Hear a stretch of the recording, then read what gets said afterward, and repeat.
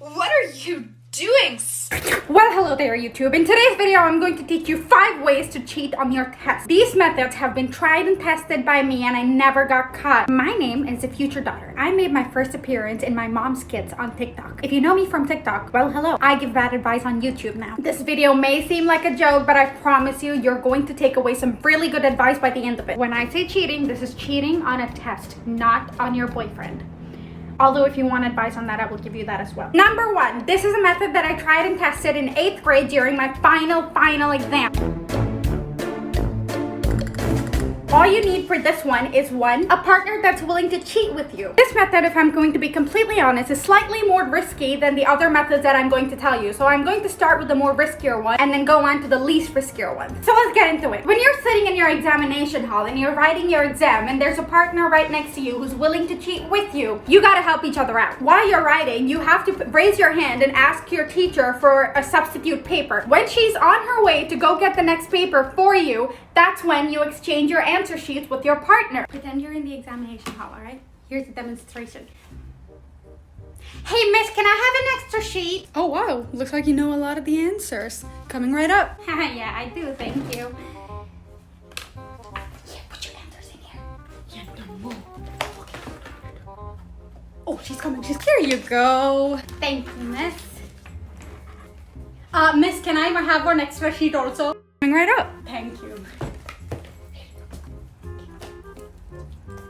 I told you, it's gonna work. I promise you, I've done this and I never got caught and I cheated through 4 exams. Now keep in mind, you'll only be able to do this if you're sitting in a classroom and it doesn't have cameras. But if you're sitting in an examination hall that's filled with cameras, then you might be in a little bit trouble. But usually they don't really check the cameras because that's a lot of time and effort for them. Whenever you can, try to sit in the back seat unless there's seats assigned to you. Then you have to be a little bit more careful. But as long as you can manage to trick your teachers and be quiet about it so no one else sees you do it, you're fine. Tip number 2. This one is for people who still do online tests. If your test is online, this is your hack. Now, when I used to take my tests online, I had to turn on my camera and share my screen during the test, which means cheating was very hard. But I still did it and I still succeeded. So here's how you can do it too. 1 second, guys, I gotta pause. My butthole is really itchy. I think I have a hemorrhoid. All you need is your laptop and your phone. And you might be wondering, how am I gonna use my phone if the camera is on? Here's how. So first off, you gotta open up your camera app on your laptop. And then you gotta figure out which parts of your laptop you can move around without being seen on the screen. Now watch carefully. If this is your phone, there's certain parts of your laptop that cannot be seen. For example, if you keep it here, you cannot see it on the screen. If you move it around over here, you still can't see it. So this is your laptop's blind spot. If you move it up, obviously you can see it. So move it over here. If you have a long answer to write, just rest your phone over here and copy away. Wait, guys, pause. I just remembered this one time.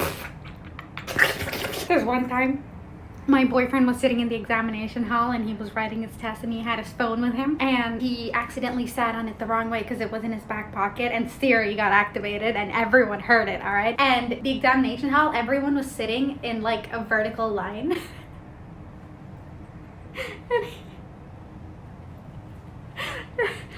And when his Siri got activated, everyone turned back to see who made the sound. And then to make it look like it wasn't him. To make it look like it wasn't him, he turned back too. But he was sitting in the back seat, so he turned back to the wall. Damn, my man is really dumb. Anyways, let's get into it. Coming to the 3rd tip.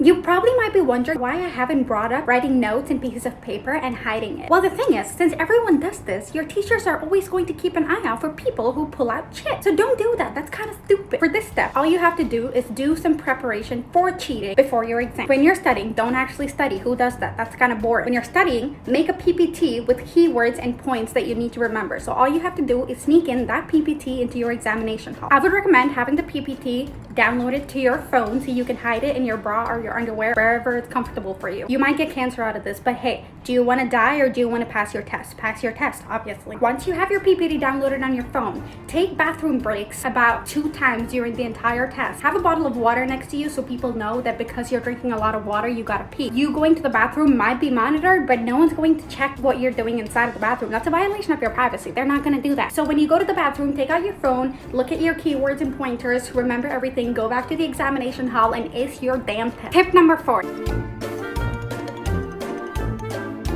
Now, this is for people who are not ready to take their phones into the examination hall. For example, if your parents send you to the exam without your phone because they know you're gonna cheat, you can't really take your phone now, can you? So this step might only work if you're a woman. All you need is your sanitary pad. This is where your notes and your chits go in. You can walk into the examination hall with a sanitary pad. No one's going to tell you to not have it with you because you're a woman and you have your needs and you don't want to bleed onto your examination table. And this is pretty self-explanatory. You just have to put your chits in here. Let me demonstrate. You see that? Easy. Now all you have to do is fold it up and bam. Your answers are in your pad. You know, this one time my mom tried to cheat on a test and she got caught, so she gave the teacher a head. I feel like I've been in so much trouble throughout my life that I can give some really good bad advice. Tip number 5. Last and final tip for this video. Now, this tip is for people who have MCQ tests. Every teacher knows the oldest trick in the book, communicating with your friends using signs. Everyone knows that. Your teachers are obviously going to keep an eye out for it. You're not supposed to communicate with your peers when you're taking a test. They're going to catch you and you're going to get in trouble, which is why I've come up with a new hack. Now, when you're taking a test and you want to call your peer and ask for an answer, you can't obviously call them out loud, which is why you use your pen and we use the sound of music. Well, not exactly music, but you guys have to come up with a code tap when you need an answer. For example, that's your call for help. Now, once you call for help and your friend looks over, you have to play with your feet. You can't use your hands because that makes it obvious. You can't turn around, that makes it obvious too. But your feet, no one is looking at your feet. That is a trick that no one knows about. Now, come up with feet signs. Sounds like a little bit of a fetish over here. Sorry. Come up with feet signs that only you and your peer would understand. For example, if your feet are crossed, that means it's an A. If your feet are pointed on your toes, that means it's a B. If your feet are fully stretched forward, that means it's a C.